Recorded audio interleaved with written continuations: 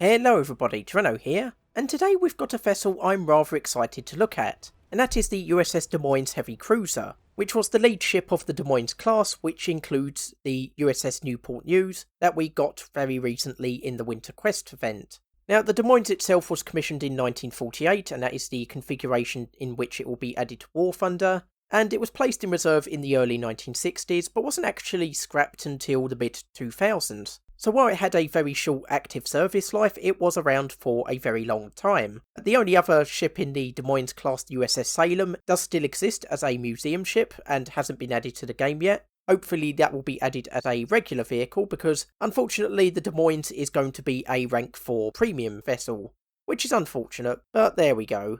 Now, like I said, the USS Newport News is part of the Des Moines class, but crucially, that is in its 1960s configuration, where basically a lot of the anti-air armaments have been stripped out. The Des Moines class as we're going to get it was basically the pinnacle of US heavy cruisers in the post-war period.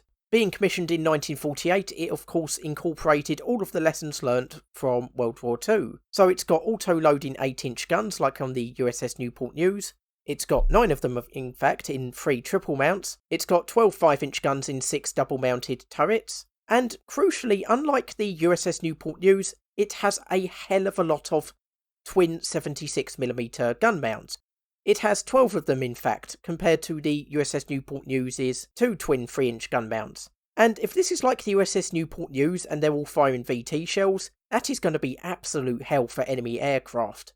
In addition to this, it also has 12 twin 20mm Oerlikon AA guns, which are not exactly the most useful, of course, towards the end of the war. As aircraft got faster and weapon ranges increased, the Oerlikons just didn't have the range to take out aircraft before they could deploy their weapons. So you might still be able to shoot down aircraft, but of course if they've already deployed their missiles or torpedoes, it's not necessarily going to be the most useful thing. But of course, if they're firing far outside of their effective range, it's still going to put off the enemy aircraft, and of course you may still score some lucky hits.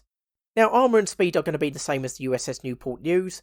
I don't know if the crew's going to be different, because of course the Newport News has 1,799 crew, which is the figure I've seen for the Des Moines as well. But of course the Des Moines has a lot more anti-aircraft guns that need manning, so I don't know if they needed additional crew for that, or if that crew was just relocated to different roles within the ship when they got rid of them. So potentially it might have more crew, but possibly not. And bizarrely, this is going to be a rank 4 vessel, which is a bit weird because the USS Newport News, which again, like I've said, I think is going to be inferior to the Des Moines, is a rank 5 vehicle at battle rating 6.3. The only advantage I can think of it having is potentially radar, but again, I don't know if that's going to be enough to make the Des Moines a rank 4 heavy cruiser.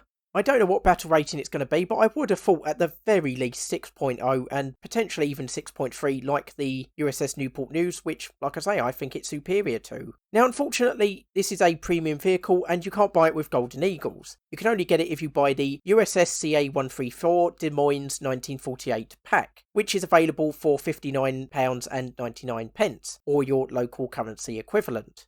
And in that pack you will of course get the USS Des Moines, 2,000 Golden Eagles, 30 days of premium, and 3 pre-order bonuses if you buy it now, which is the title, The Last All Gun, the Des Moines insignia decal, and the US Cruiser Captain profile icon. So overall, I think this will be a very effective vessel. It's a shame that it's going to be a premium, and a pack premium at that. Hopefully we'll get the USS Salem to represent this class as a regular cruiser. I'd be very disappointed if these remained only as premium vessels, but we'll just have to wait and see what the future holds in regards to that. Anyway, just a quick video for today. I've been Treno, and I'll see you next time.